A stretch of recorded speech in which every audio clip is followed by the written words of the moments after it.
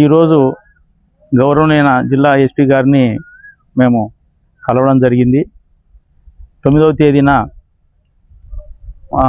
Raj TV పాత్రికేయుడు Vijay, Shilpa cable TV Madhu ఇద్దరు social media వేదికగా పరమానందీశ్వర స్వామి దేవస్థానంలో అభివృద్ధిలో జరుగుతున్న అక్రమాలపై ప్రసారాలు చేసినటువంటి పోస్టింగ్లు పెట్టినటువంటి వాటిపై జిల్లా ఎస్పీ గారికి పూర్తి సమాచారం ఇవ్వడం జరిగింది. తర్వాత గతంలో ఆ సోషల్ మీడియా వేదికగా చేసుకునేటువంటి విజయ్ చేసినటువంటివి, అతనిపైన ఉన్నటువంటి పలు పోలీస్ స్టేషన్ ఉన్నటువంటి కేసు వివరాలు, కేసు నెంబర్లు అన్ని వివరంగా ఇవ్వడం జరిగింది. నిజంగా కూడా అన్ని విచారించి ఎంత వసూలైంది దానికి సంబంధించినటువంటి పేపర్ కూడా గౌరవనీయ ఎస్పీ గారికి ఇవ్వడం జరిగింది. కేసు నమోదు చేశారని అడగడం జరిగింది. వంటంలో కేసు ఫిర్యాదు ఇచ్చామని చెప్పాము. సంబంధిత అధికారితో మాట్లాడతానని చెప్పారు ఆయన. నిన్న మీడియా మిత్రుల పోయి ఖర్చుల వివరాలు అడిగితే కేసు నమోదు చేయడం సహాయించము అని అన్నారు. ఈ సెల్ ఫోన్లు ఉన్నటువంటి వాళ్ళు ప్రతి ఒక్కరూ మీడియా ప్రతినిధులే అనేది వాళ్ళ భావన నేను అనుకుంటున్నా. ఎందుకంటే మీడియా ప్రతినిధులు అంటే ఆ దేవస్థానం అధికారులను కానీ, ఆ దేవస్థానం కమిటీలను కానీ వివరణ అడిగి ఎన్ని వయసులు అయినాయి, ఎంత అయింది, ఎంత అభివృద్ధి జరిగిందని చెప్పి విచారించి నువ్వు పత్రికలలో కానీ, నువ్వు పనిచేసే సంస్థలైనటువంటి శిల్పా కేబుల్ టీవీలో, రాజ్ టీవీలో ప్రచారం చేసుకో, తప్పు లేదు. సోషల్ మీడియాలో నీ ఇష్టం వచ్చినట్టు ఎంత అడుగుతున్నారు కదా, అడిగితే సహించరేమో అని చెప్పి, సరే మీకే విజయ్ అండ్ మధు ఇద్దరికే మేము అవకాశం ఇస్తున్నా. మీరే టైము, డేటు అందరూ ఒకటే రోజు రండి. కలెక్టర్ గారినో లేదా నంద్యాల ఉండే పెద్ద మనుషులను, మేధావులను, రిటైర్డ్ అటువంటి ఉద్యోగులను అందరినీ పిలిపించండి. నా హయాంలో జరిగిన జమా ఖర్చులు, నేను చేసిన అభివృద్ధికి నన్ను నమ్మి ఆ పరమేశ్వరుని కోసం ఇచ్చినటువంటి జమా ఖర్చులు వివరాలు నేను చెప్తా. 2010 నుంచి 2025 వరకు, మొన్న కళ్యాణ మండపం ఓపెన్ యాక్షన్ వరకు జమా ఖర్చులు కూడా తేలాల. అన్నీ ఒకటే రోజు తేల్చేద్దాం, నాకేం అభ్యంతరం లేదు. దీనికి మీరు ఏ రోజు ఫిక్స్ చేస్తారో మీరే ఫిక్స్ చేయండి. ఎందుకంటే నా పైన వ్యక్తిగతంగా ఏదైనా ఉంటే నాకు చూసుకోండి. దయచేసి ఇలాంటి తప్పుడు ప్రకటనలు చేయొద్దు.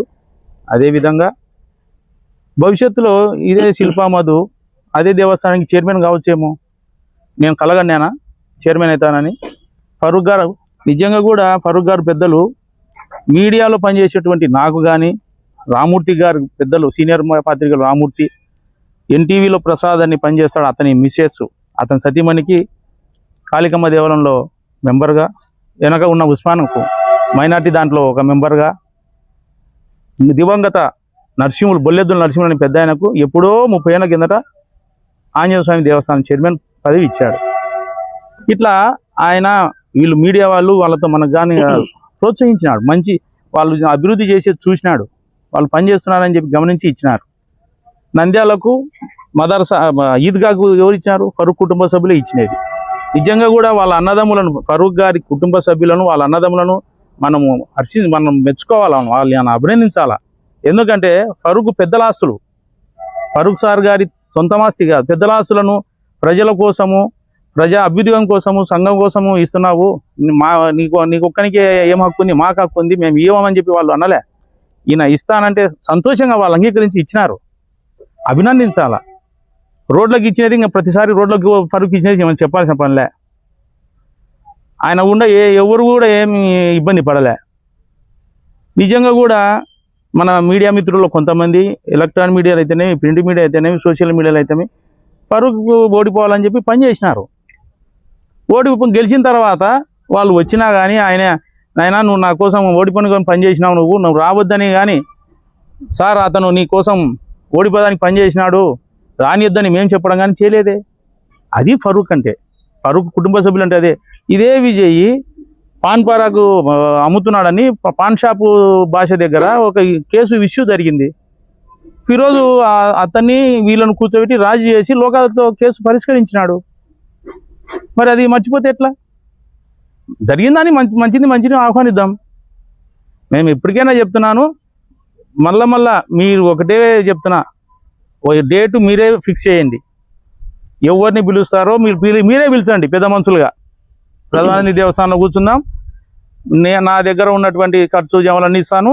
2010 నుంచి 2025 వరకు ఉన్న జమా ఖర్చులు అన్నీ తేలిపోని నంద్యాల ప్రజలు కూడా కోరుకుంటున్నారు. అది ఇది కోరుకునే వాళ్ళు ప్రజలు అది కూడా కోరుకుంటారు. నన్నేమి 2020 నుంచి నేను కార్తీక మాసంలో మా ఫ్రెండ్స్ మేము అంతా కలిసి ప్రజలకు సేవ చేసుకుంటా, దేవస్థానం సేవ చేసుకుంటా, భోజనాలు పెట్టుకుంటా ఉన్నాం. అసంఘ కార్యక్రమాలు చేస్తున్నామని సుధీర్ కుమార్ రెడ్డి ఎస్పీ గారు నన్ను అరెస్ట్ చేయలేదే, నన్ను జైలు పంపలేదే. నాకు సిగరెట్ తాగిలబట్టలేదు, మందు తాగిలబట్ట అంతకన్నా లేదు. సుధీర్ కుమార్ రెడ్డి ఎస్పీ గారు నన్నేం ఇది చేయలేదే.